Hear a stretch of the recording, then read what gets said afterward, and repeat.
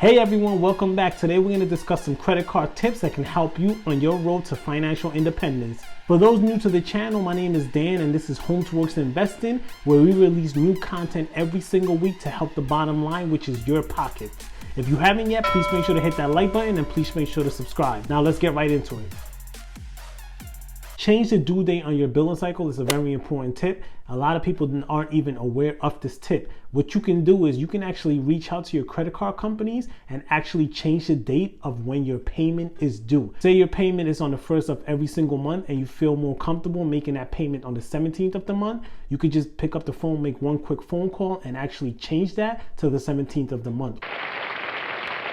Two main reasons as to why I have changed my due date on my billing cycle is one, my credit card bill did not coincide with my paycheck, so it made it easier for me to just call up and change my due date to a pay week. Now, whenever money came in, I was able to make that payment and not able to fall behind on my credit card bills. The second reason is you may have a credit card bill that's due when you have other bills due at the same exact time. So you may want to split up these bills. You may want to have a batch of bills that you pay early on in the month, and you may want to have another batch of bills that you pay at the end of the month, just to give you some type of wiggle room to have some type of cash saved in the bank or some type of cash that you have left over. Or you may have a bill that's more important that needs to be taken care of immediately and cannot wait. Which brings me to my next point. Have you ever been in a situation where you receive a bill and you forgot to pay it because it just slipped through your mind? Well, guess what? Autobill solves that problem. You can contact your institution. You could either do it online as well, where you can set up to make automatic payments. It alleviates the fact that you constantly have to remember every single bill, and it also makes it easier on you because you constantly have the ability to change the amount of payments that you want to make,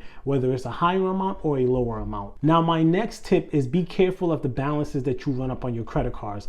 What I mean by that is that you always want to make sure that you're 30% under utilization rates when it comes to your credit cards. So say, for example, you have a $100 balance on your credit card. If you use $45 on that credit card, you're at a 45% utilization rate. You want to make sure you spend $30 and under so that you don't necessarily look like a risk to creditors and lenders. Creditors and lenders don't want to feel like you're overspending and that you're overutilizing your credit cards, because then they get the perspective that you're pretty much living on your credit cards and that you may not necessarily be fiscally responsible. A great way to combat this problem is by asking for credit increases with your credit card company. Say you have a $100 balance, you increase it to $200. Now your spending limit goes from $30 to $60 in order for you to not pass that threshold of 30% utilization rate. Also, this is a great option as opposed to looking for new credit. Why? Because by doing this, your creditors are usually just doing a soft inquiry. All they're doing is checking your history and see if you qualify for the increase. You're not necessarily applying for new credit.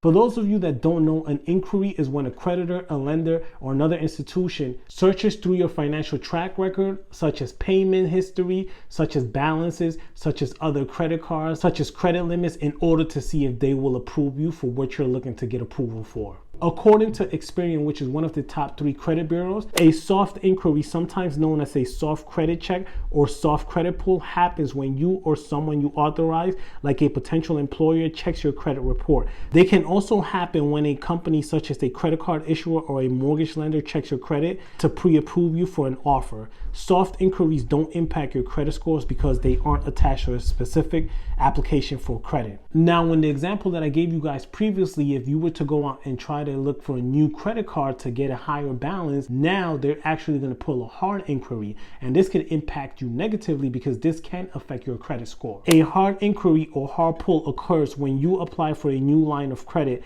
such as a credit card or a loan. It means that a creditor has requested to look at your credit file to determine how much risk you pose as a borrower. Hard inquiries show up on your credit report and can affect your credit score. So it is important to understand when they happen, how they'll impact you, and why it's best to keep them at a minimum. Another important factor to take note of is that hard inquiries can also last on your credit reports as long as 2 years. So to simplify what this means, a hard inquiry simply means that you're looking to apply for something new. Has anybody ever received a ton of mail with different offers pre-approving them for certain credit cards? That's because they've done a soft inquiry, which means that they just looked at your overall general financial history in order to pre-approve you for these offers. Authorized users. Say you have a teenager that's looking to build their credit, you can put them on your account as an authorized user. user. What this does is the credit bureau reports all this credit activity, and because they're on the card as an authorized user, they get to take advantage of the benefits as well, even though they may not have a long credit history.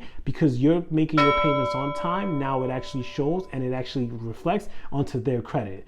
On the other hand, if you happen to miss a payment, it can also affect that person negatively as well. So if you are going to do this option, just make sure you're aware of all the risks and make sure you're aware of all the implications.